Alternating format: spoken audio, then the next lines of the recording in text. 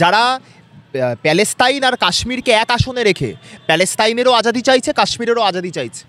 আমি কোনো রাজনৈতিক দলের মতাদর্শগত বিরোধী হতে পারি, কিন্তু তা বলে আমি এটা কখনোই অস্বীকার করতে পারি না যে কাশ্মীর ভারতবর্ষের অবিচ্ছেদ্য অঙ্গ বিগত দিনেও ছিল, বর্তমানেও আছে, ভবিষ্যতেও থাকবে। ভারতবাসী হিসাবে যারা আমরা গর্বিত, আমরা যারা অ্যাবসোলুটলি না, এটা তো ভারতবর্ষের অখণ্ডতা, মৈত্রী, সম্প্রীতি, সৌহার্দ্যের যে বাতাবরণ সেটাকে ক্ষুণ্ণ করতে, সেটাকে ভেঙে ফেলার জন্য একটা বিচ্ছিন্নতাবাদী জঙ্গি গোষ্ঠীর স্লোগান। এটাকে কখনোই কাশ্মীর কিসের, গোটা ভারতবর্ষ আজাদ, গোটা ভারতবর্ষ 1947 সালের 15ই আগস্ট যখন স্বাধীন হচ্ছে, তার মধ্যে কাশ্মীরও রয়েছে। এগুলো কিছু জঙ্গি মাওবাদী সংগঠন যারা যাদবপুর জুড়ে নিজেদের অরাজকতার পরিবেশ তৈরি করার চেষ্টা করছে এবং যাদবপুরের গৌরবকে ভুলিয়ে দিয়ে বাংলা তথা গোটা ভারতবর্ষের শিক্ষা ব্যবস্থাকে পৃথিবীর সামনে নিচু করতে চাইছে।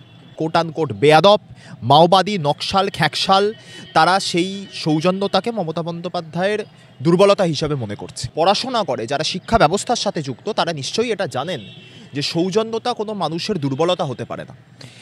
রাজ্যের শিক্ষামন্ত্রী এবং শাসক দলের অধ্যাপক সংগঠনের ওপর যে আঘাত, আমি যদি শাসক দলের শাখা সংগঠনের কথা ছেড়েও দিই, আমি সামগ্রিক বিষয়টাতে আসছি, সেটা হচ্ছে যে আমি যদি শাসক দলের অধ্যাপক সংগঠনের কথা বাদ দিই, যারা ওখানে উপস্থিত ছিলেন তারা তো অধ্যাপক, প্রফেশনালি তারা তো শিক্ষাদান করেন।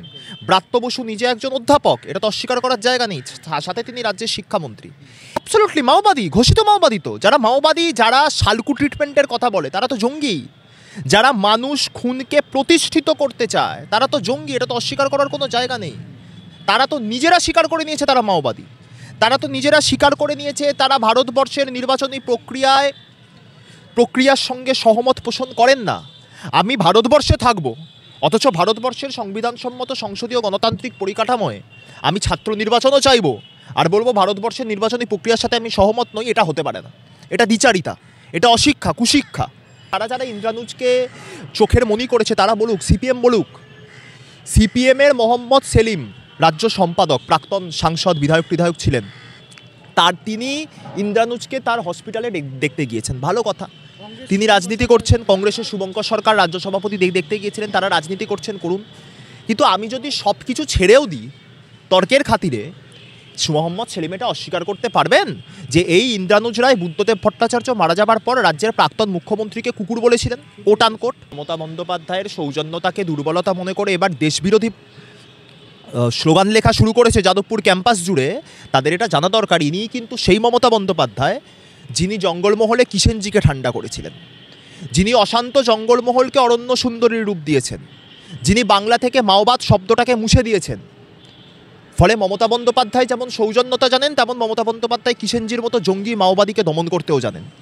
আমরা এবার রাজ্যের মাননীয় মুখ্যমন্ত্রী, অভিভাবিকা, জননেত্রী মমতা বন্দ্যোপাধ্যায়ের সেই কিষেনজিকে ঠান্ডা করার যে প্রশাসনিক প্রধানের রূপ, সেটা তার থেকে দেখতে চাইছি। এই অনুরোধ এবং দাবি বিনম্র চিত্তে আমাদের থাকবে।